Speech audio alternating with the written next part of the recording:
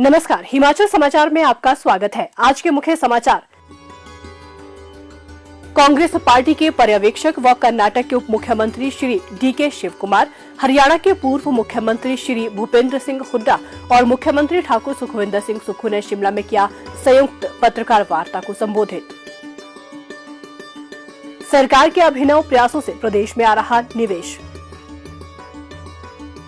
हिमाचल को उद्योग निवेश हितैषी राज्य बनाने के लिए प्रदेश सरकार कर रही है दृढ़ प्रयास।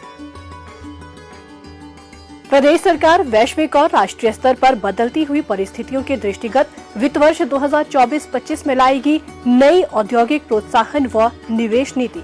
और अब समाचार विस्तार से। कांग्रेस पार्टी के पर्यवेक्षक व कर्नाटक के उप मुख्यमंत्री श्री डीके शिवकुमार, हरियाणा के पूर्व मुख्यमंत्री श्री भूपेंद्र सिंह हुड्डा और मुख्यमंत्री ठाकुर सुखविंदर सिंह सुक्खू ने आज शिमला में संयुक्त प्रेस वार्ता को संबोधित किया। इस अवसर पर मुख्यमंत्री ने कहा, राज्यसभा इलेक्शंस के बाद जो टाई हुआ, जिसमें पर्ची जो खुली हो भारतीय जनता पार्टी के उम्मीदवार की खुली, उसके बाद अटकलें लगने लगी कि सरकार गिर रही है, सरकार जा रही है। और भारतीय जनता पार्टी ने जिस प्रकार के तंत्र का प्रयोग किया वो सबके सामने है। हिमाचल की संस्कृति में इस प्रकार पहले कभी नहीं देखा गया। और दूसरी बात कि सरकार का सेशन चल रहा था, और जब सरकार का सेशन चल रहा था तो हमारा बजट फाइनेंशियल में पास होना था। उस समय मेरे सामने एक न्यूज आई जिसका कि मैं खंडन खुद नहीं करना चाहता, मुझे पता भी नहीं था, मैं तो ऊपर अपने चैम्बर में बैठा हुआ था, कि मुख्यमंत्री जी ने इस्तीफा दे दिया। अब पता नहीं कहां से ये न्यूज आई। अगर मेरे को इस्तीफा देने के लिए बोला होता तो फिर हाईकमांड का कोई लीडर बोलता तब तो बात थी, पर वो न्यूज चली, फिर मैंने उसका खंडन किया। वो एक षड्यंत्र के तहत न्यूज चल रही थी ताकि जब हमारा फाइनेंशियल वोटिंग हो उस समय हमारे संख्या कम हो जाए। मैं एक चीज पूछना चाहता हूं, भारतीय जनता पार्टी किस मेजोरिटी की बात कर रही है? 25 उनके विधायक हैं। राज्यसभा में व्हिप लागू नहीं होता जिन 6 विधायकों ने वोट क्रॉस किया। 3 आजाद विधायक बीजेपी की विचारधारा से आते हैं, उन्होंने उनको वोट डालना तो हमें पता था। और जब हमारी वोटिंग हुई, पूरा हल्ला किया उन्होंने। पहले तो मार्शल को गले से पकड़ा, किसी न किसी तरह सत्ता की भूख उनको लड़ाई और झगड़े करने पर उतारू थी। सीआरपीएफ आई यहाँ, हरियाणा पुलिस आई यहाँ, उनके हेलीकॉप्टर पूरे दिन यहाँ मंडराते रहे। विधानसभा का गेट तोड़ा उन्होंने। और उसके बाद देखिए, हमने सिर्फ 15 विधायक को निष्कासित किया जो उनका मिसबिहेवियर था, मार्शल के साथ उन्होंने बदतमीजी की। फिर उसके बाद स्पीकर का फैसला था, हमने रेजोल्यूशन मूव किया, स्पीकर ने स्वीकार किया। उसके बाद जो 9 विधायक थे, जिसमें 6 कांग्रेस के बागी विधायक थे और 3 थे, उनको तो किसी ने निष्कासित नहीं किया गया। उनको तो अंदर बैठ के विरोध करना चाहिए था। और उन 6 विधायक तो अभी उनके खिलाफ डिस्क्वालिफिकेशन भी नहीं हुई थी, वो अंदर आ जाते तो डिस्क्वालिफिकेशन से भी बच जाते। वो क्यों नहीं आए? उनको डर था, क्योंकि वो चुरा कर विधायक लेकर अभी भी हरियाणा में ठहरे हुए। हिमाचल की जनता को ये विधायक नहीं फेस कर पाएंगे, ये मैं आज आपको कहना चाहता हूँ। हमने ईमानदारी से सरकार चलाई है। हमने लोगों की समस्याओं का जब से निपटारा करना शुरू किया है, ये लोग किसी न किसी राजनीतिक षड्यंत्र से कांग्रेस की सरकार को गिराने का दायित्व कर रहे हैं।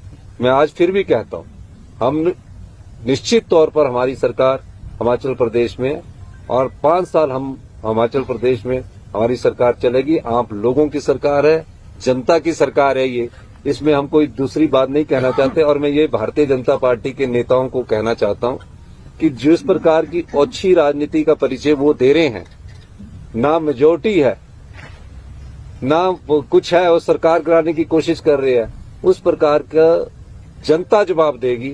विधायक तो चले गए, जनता के वोट से जो विधायक चुनकर आता है और उसके बाद बिक जाता है, तो जनता की उस क्षेत्र की जनता उनका फैसला आने वाले समय में जरूर करेगी। जो अगर गलती की है, हमारे छोटे भाई है, कुछ बड़ा भी होगा कोई, लेकिन मैं ये कहता हूं कि गलती भी माफ की जा सकती है। आप अगर आना चाहते हैं कांग्रेस की विचारधारा से, आपका हमेशा स्वागत है। मैंने इस बारे में मैं तो चाहूंगा, पर उनकी तो टेलीफोन भी नहीं लिए जा रहे, पता ही नहीं लग रहा कि कहाँ है। उनके टेलीफोन नहीं लिए गए। प्रदेश के युवाओं को रोजगार के पीछे भागने के बजाय उद्यम स्थापित करने के लिए प्रदेश सरकार कई प्रोत्साहन प्रदान कर रही है। इस दिशा में अनेक योजनाओं का क्रियान्वयन किया जा रहा है। वित्त वर्ष 2024-25 में प्रदेश में नई स्टार्टअप नीति 2024 के अंतर्गत नवाचार प्रयासों और महिलाओं के स्टार्टअप के लिए विशेष प्रोत्साहन का प्रावधान किया जाएगा। महिला उद्यमियों को प्रोत्साहन प्रदान करने के उद्देश्य से महिलाओं द्वारा शुरू किए गए स्टार्टअप को 1 वर्ष के लिए अधिकतम 4 लाख रुपए तक की सहायता दी जाएगी। हिमाचल में उद्योगों को प्रोत्साहन प्रदान करने के लिए सरकार सर्वोत्तम इकोसिस्टम उपलब्ध करवाने के लिए प्रतिबद्ध है। औद्योगिक क्षेत्रों का विकास सरकार की प्राथमिकता है। बद्दी बरोटीवाला नालागढ़ औद्योगिक क्षेत्र का प्रदेश के संसाधनों और रोजगार सृजन में महत्वपूर्ण योगदान है। इस क्षेत्र के विकास के लिए प्रदेश सरकार द्वारा 70 करोड़ रुपए की लागत से शीतलपुर से जगातखाना तक सड़क निर्मित की जाएगी। हाल ही में उद्योग संबंधी राज्य स्तरीय समिति के कुल 60 दावों को मंजूरी प्रदान की गई। इसमें प्लांट एवं मशीनरी में 721 करोड़ 78 लाख रुपए का निवेश और 2118 लोगों को रोजगार उपलब्ध करवाया गया है। इन मामलों में कुल 235 करोड़ 72 लाख रुपए की सब्सिडी घटक शामिल है और ये मामले भारत सरकार को भेजे जाएंगे ताकि सब्सिडी शीघ्र प्राप्त हो सके। प्रदेश में अवैध खनन पर राज्य सरकार द्वारा प्रभावी तरीके से अंकुश लगाया गया है। अवैध खनन पर रोक लगाने और वैज्ञानिक खनन के माध्यम से प्रदेश में राजस्व में वृद्धि करने के लिए प्रदेश सरकार द्वारा Himachal Pradesh mines and minerals policy 2024 लाई जाएगी। हिमाचल समाचार देखने के लिए सब्सक्राइब करें यूट्यूब चैनल हिमाचल समाचार, फॉलो करें @DPRHP, लाइक करें Facebook page information and public relations department Himachal Pradesh, follow करें इंस्टाग्राम @DIPR हिमाचल, विजिट करें वेबसाइट www.himachalpr.gov.in। इस अंक में इतना ही। कल फिर होगी मुलाकात। दीजिए इजाजत। नमस्कार।